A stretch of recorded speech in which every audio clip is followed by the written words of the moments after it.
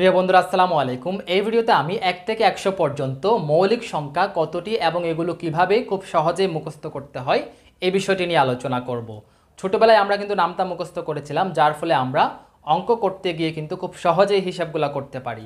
তেমনিভাবে আমাদের যদি মৌলিক সংখ্যা 1 থেকে 100 পর্যন্ত মুখস্থ করি আমরা, তাহলে অঙ্ক করতে গিয়ে যেখানে যেখানে মৌলিক সংখ্যা লাগবে, মানে মৌলিক সংখ্যা নির্ণয়টা আমরা খুব সহজেই করতে পারবো, সময়ের অপচয়টা হবে না। এমনিতে আমরা চিন্তা করলে কিন্তু মৌলিক সংখ্যা বের করতে পারবো, তবে যদি আমাদের একটু মুখস্থ থাকে তাহলে আমরা সময়টা একটু সেভ করতে পারবো, মানে সময় অপচয় না করেই খুব সহজেই নিমিষেই আমরা উত্তরটা বলে দিতে পারবো। তাহলে শুরু করা যাক। শুরুতেই আমরা মৌলিক সংখ্যা কাকে বলে জানবো। মৌলিক সংখ্যা হচ্ছে যেই সব সংখ্যাকে এক এবং সেই সংখ্যা ছাড়া অন্য কোনো সংখ্যা দিয়ে নিঃশেষে ভাগ যায় না, সেই সব সংখ্যাকে মৌলিক সংখ্যা বলে। অথবা আমরা বলতে পারি যেই সব সংখ্যার শুধুমাত্র দুইটি গুণনীয়ক আছে সেই সব সংখ্যাকে মৌলিক সংখ্যা বলে। যেমন আমরা বলতে পারি যে 2 একটা মৌলিক সংখ্যা, 5 একটা মৌলিক সংখ্যা। এখন এই 2 সংখ্যাটিকে শুধুমাত্র 1 এবং 2 দিয়েই কিন্তু ভাগ যায়। আবার যে 5 সংখ্যাটিকে শুধুমাত্র 1 দিয়ে ভাগ যায় এবং 5 দিয়ে নিঃশেষে ভাগ যায়। এই জন্য এই 2 এবং 5 হচ্ছে মৌলিক সংখ্যা। এবং আমরা অন্য একটা যে সংজ্ঞা দিয়েছিলাম মৌলিক সংখ্যার, সেটা হচ্ছে কি, যেমন দেখো এই 5-এর কিন্তু গুণনীয়ক আছে যে শুধুমাত্র 1 এবং 5, এই 2-এরও কিন্তু গুণনীয়ক আছে যে শুধুমাত্র 1 এবং 2। মানে যেসব সংখ্যার শুধুমাত্র 2টি গুণনীয়ক আছে সেই সব সংখ্যাকে মৌলিক সংখ্যা বলে। অথবা আমরা বলতে পারি যেসব সংখ্যাকে শুধুমাত্র সেই সংখ্যাটি এবং 1 দিয়ে ভাগ যায় আর অন্য কোনো সংখ্যা দিয়ে নিঃশেষে ভাগ যায় না, সেসব সংখ্যাকে মৌলিক সংখ্যা বলে। এখন আমরা খুব সহজে 1 থেকে 100 পর্যন্ত মৌলিক সংখ্যাগুলো জানবো। প্রথমেই দেখো যে 1 থেকে 10 পর্যন্ত, তাহলে 1 থেকে 10 পর্যন্ত মৌলিক সংখ্যা কি কি? 1 থেকে 10 পর্যন্ত মৌলিক সংখ্যা হচ্ছে 2, 3, 5 এবং 7। তারপর দেখো 11 থেকে 20 পর্যন্ত মৌলিক সংখ্যা কি কি?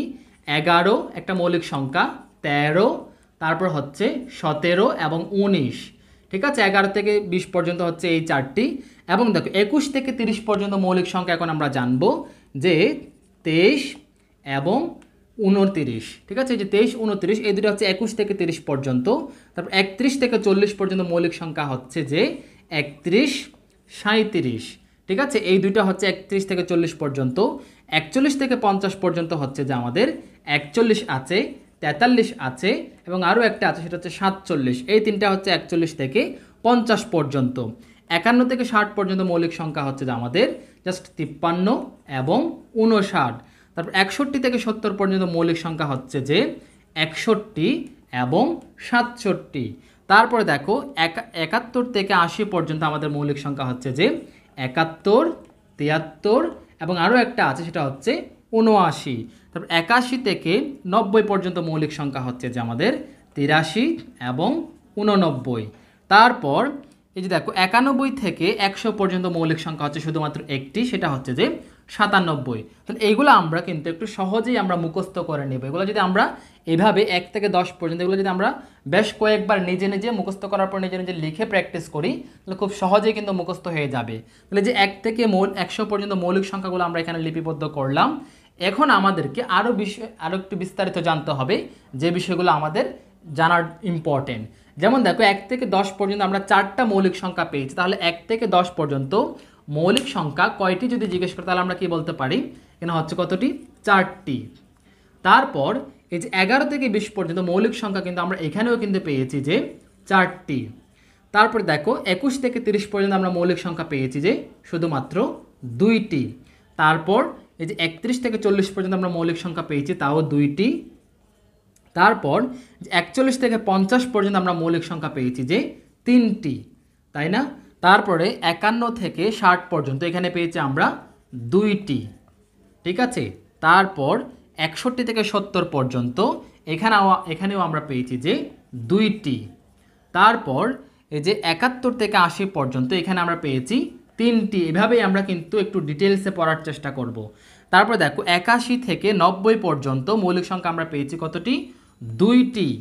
তারপর এই যে 91 থেকে 100 পর্যন্ত আমরা পেয়েছি মাত্র 1টি। তাহলে আমরা এই যে দশকের, মানে এখানে যে 10টা দশক আছে, যে একটা দশক, 2টা দশক, হ্যাঁ 10টা দশকের মধ্যে যে সীমা 1 থেকে 10, এই যে এই সীমা পর্যন্ত মৌলিক সংখ্যা 4টি। তারপর 11 থেকে 20 সীমা পর্যন্ত মৌলিক সংখ্যা 4টি। এইভাবে আমরা 1 থেকে 100 এর মধ্যে যে 10টা দশক আছে এই দশকগুলোর মধ্যে কোন সীমার মধ্যে কতটি আমরা সহজে কিন্তু এখানে লিখে নিলাম। এবং এই যে এখন 1 থেকে 100 পর্যন্ত, তাহলে মৌলিক সংখ্যা কত, এটা টোটাল আমরা খুব সহজে মনে রাখারও একটা টেকনিক আছে, এটা আমি একটু পরে বলছি। তার আগে আমরা একটা বিষয় দেখো, 1 থেকে 100 পর্যন্ত, তাহলে মৌলিক সংখ্যা কতটি হলো, আমরা এগুলো সবগুলো যোগ করতে পারি।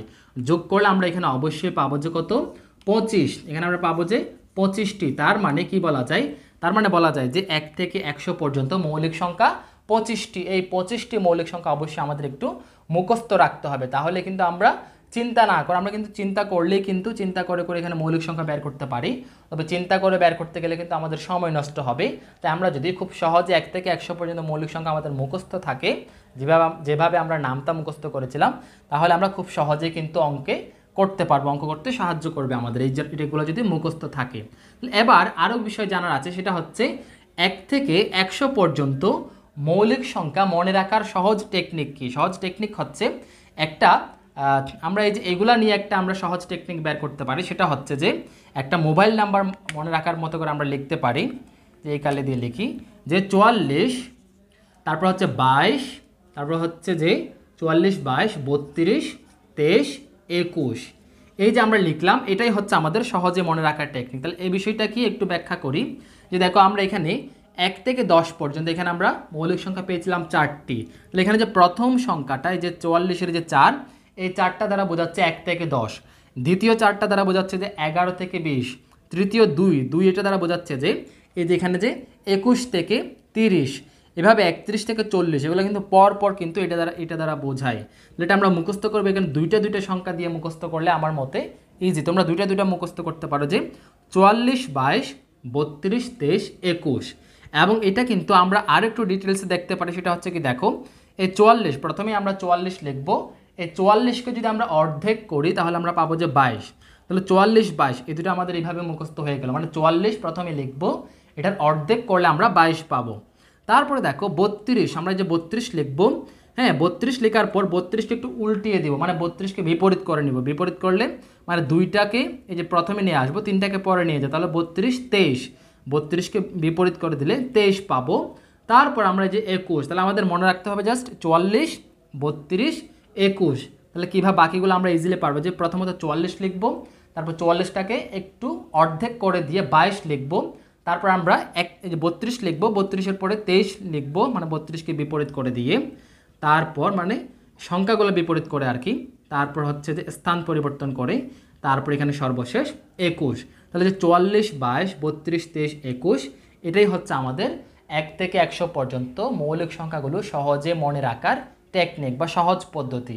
ঠিক আছে, এবার আরও একটা বিষয় তোমাদেরকে যদি জিজ্ঞেস করা হয় যে 1 থেকে 10 পর্যন্ত তো 4টি, তাহলে যদি জিজ্ঞেস করা হয় 1 থেকে 20 পর্যন্ত কত, তাহলে আমরা প্রথমে 4টি পরে 4টি, তাহলে 4 4 কত হলো 8টি। এটা আমরা এটা থেকে মনে রাখতে পারি যে 1 থেকে 10 পর্যন্ত বললে আমরা সহজে প্রথমটা বলবো, 1 থেকে যদি 30 পর্যন্ত বলে তাহলে 3টা দশক, তাহলে 3টা দশক মানে হচ্ছে আমাদের এখান থেকে যে 1টা 2টা 3টা নেব আমরা, তাহলে এই 3টার সমষ্টি হবে যে 1 থেকে 30।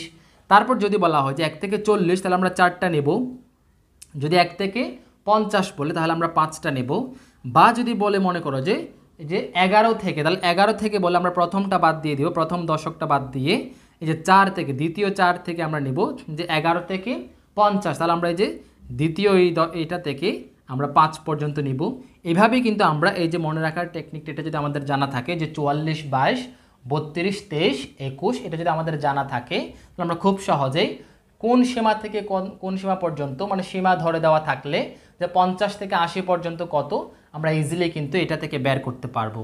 ঠিক আছে, এবার আরও একটা বিষয় আমরা জানবো এখানে, যে একমাত্র জোড় মৌলিক সংখ্যা, ঠিক আছে, এই যে 2টা হচ্ছে জোড় সংখ্যা, তাহলে এবং এই জোড় সংখ্যার মধ্যে শুধুমাত্র এই 2 এটাই হচ্ছে কি জোড় মৌলিক সংখ্যা, এটা হচ্ছে জোড় মৌলিক সংখ্যা, এটা হচ্ছে একমাত্র জোড় মৌলিক সংখ্যা। ঠিক আছে, এবং সর্বনিম্ন, ঠিক আছে, সবচাইতে ছোট মৌলিক সংখ্যাও কিন্তু 2, ঠিক আছে, সবচাইতে ছোট মৌলিক সংখ্যাও 2, এবং একমাত্র জোড় মৌলিক সংখ্যাও হচ্ছে 2, এটা আমাদের জানা লাগবে।